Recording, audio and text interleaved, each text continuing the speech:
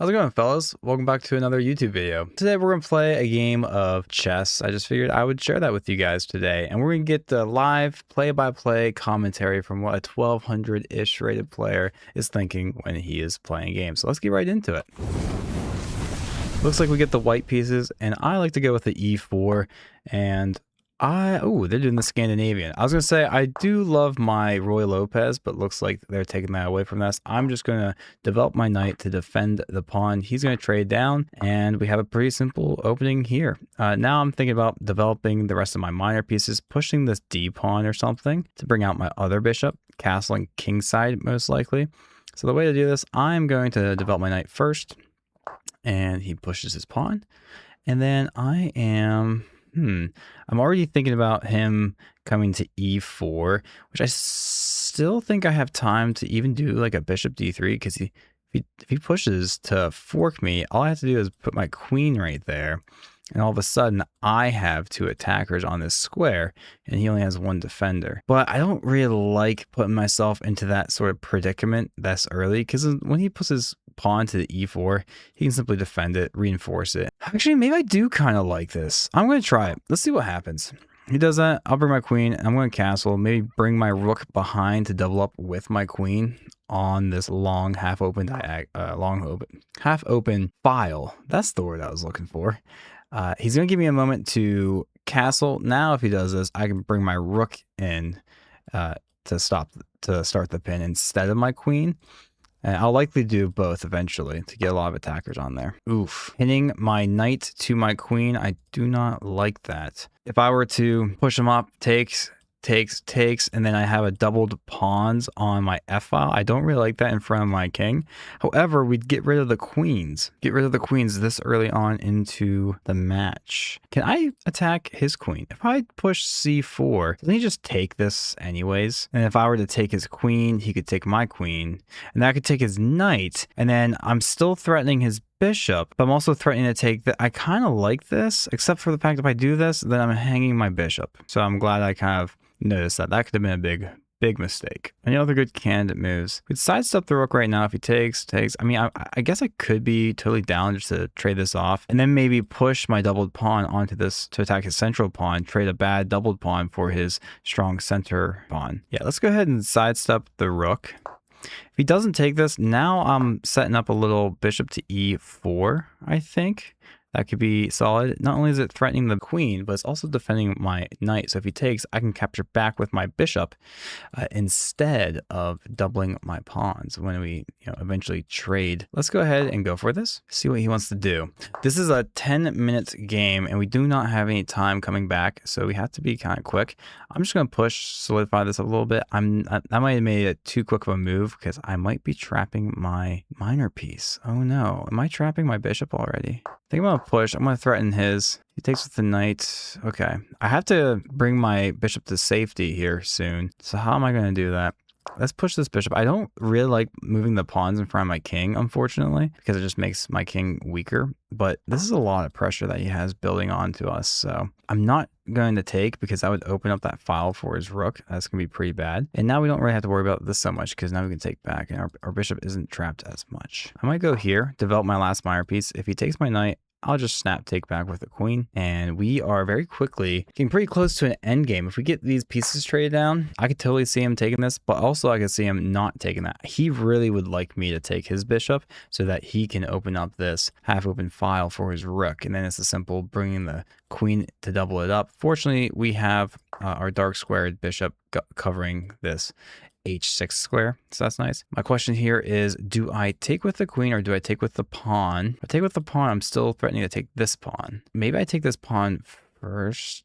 Believe it or not, I'm taking with the pawn, I think, because I can just sidestep my rook and threaten an attack here. I'm threatening this pawn still. I also have this check.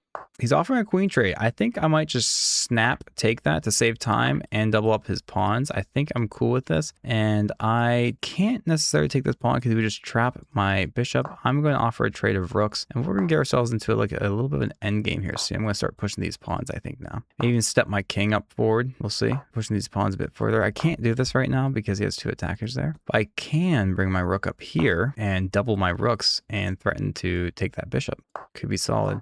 He has two defenders on it now, so I can't take this anymore. I'm going to start walking my king up into the game, maybe. I don't have f4 yet, but if I walk my king up, maybe offer something here. So I'm going to step g2, g3. Ooh, he wants to do that. I am simply going to continue with my plan. If he takes, I'll take back with my pawn. And I think I'm looking for f4 here. My king is on the rim here, on the edge. So if he sidesteps his rook to try to come on down, he can't actually come down because my rook is defending the H rank, and then my king is defending, the rest of the rank itself. All right, I'm going to continue with this idea. He takes. Ooh, wait, is this actually bad? No, I don't think so. This actually isn't a snap call, but it's giving him a moment he has to think about a move now, apparently. And I have to take back. He has doubled pawns here. My 2 isolated pawns, I think, might be stronger than his doubled pawns. Do I take with a pawn here, actually? Or do I take with my rook? Probably want to keep my rook behind my pawns. And now the question is, which pawn do I take with? Let's take with this one, so I have 2 central pawns. I think this might be solid for us. If I come up here, he just has this check. Let's see if we can get our rook more involved. Perhaps coming back here. Take control of this file. And I'm feeling pretty good about this endgame. Against a 1400 rated player, this feels pretty good. The fact that his pawns are doubled, super huge for us. If I take inwardly, which is pretty good, I'm gonna concede this. I don't actually have to take yet. I could put him in check. And he can't go here, he can't go here. He has to step away. And then, do I want to capture inward so his rook can't keep coming down? Or do I want to capture... Sorry, outward, or do I want to capture inward? If I capture inward, it opens up this file for me. If I capture outward, he can't come back here. If I put a check in first, he has to step away from this pawn so I can actually capture outward and not lose this passed pawn. And I'm threatening this. I think that's the obvious play. Oh, wait, I just did that backwards. No, I meant to put him in check first. Oh, I did too much talking. All right, well, we're still going to win this pawn. I guess it doesn't really matter, but now we just lost our pass pawn. Dude, I'm so sorry. I feel so crummy. That was the original plan, but I got too excited. I did say, let the record show, I did say put him in check first so he has to step away and not take this, then take the pawn and probably take another one. That would have been so much better. This is definitely a blunder on our part. Fortunately, though, I think we are still winning. His rook really would like to get down here involved into the game, but he is struggling to do so. Probably want to just keep pushing this stuff. I'm going to go here, stops him from pushing, and it stops him from moving his king further down the line. He's going to set up this nice little check, which can be annoying. I'm just moving my king up, and we're going to get up and around. If he throws a check, I'll just step to the side. Or even just step back. I should be able to promote first. We're still winning, but we would be winning even more. We would be winning more clearly if I hadn't messed that up. Unfortunately, I did with the order of taking. We will take this, and he might. Oh, I thought he was just going to push past, but he doesn't. That might be a mistake. He obviously wants to come over here. So what we're going to do is we're going to take the pawn. Okay, easy peasy. And now when he comes over here, we just step our rook right in front. And now his rook, he has to come all the way up here. We're going to push our pawn, and this should be easy peasy. Now he can't actually come up there and stop the promotion. Woo! And we get the resignation. Good game. We'll take a quick little review of this game. We did get that missed win. I bet we know exactly what it is for.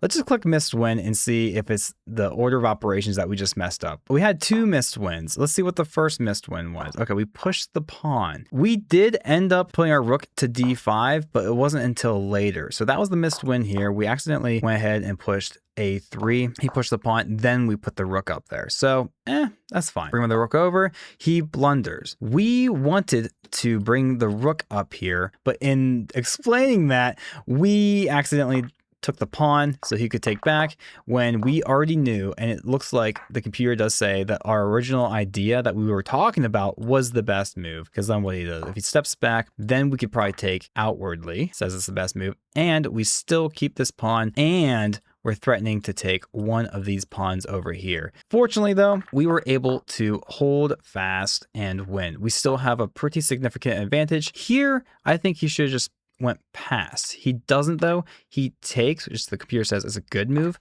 but the best move was to go past it, because then now I have to worry about that pawn. If we get rid of that pawn, it's going to be easy peasy territory for us. And then he resigned. Yeah, computer says that white was favored by 8.1 points of material. Very good game. Guys, thanks so much for hanging out for this little bonus game just on YouTube. We've been streaming for 6 months, I think, just about, if not at least 5. And it's been an absolute blast. I've really enjoyed it. I really enjoy getting to meet a lot of you guys. If you know me from our chess streams and other streams, thanks for watching this video. And if you're new, you're welcome back anytime you'd like. Take care, guys. Peace. Bye.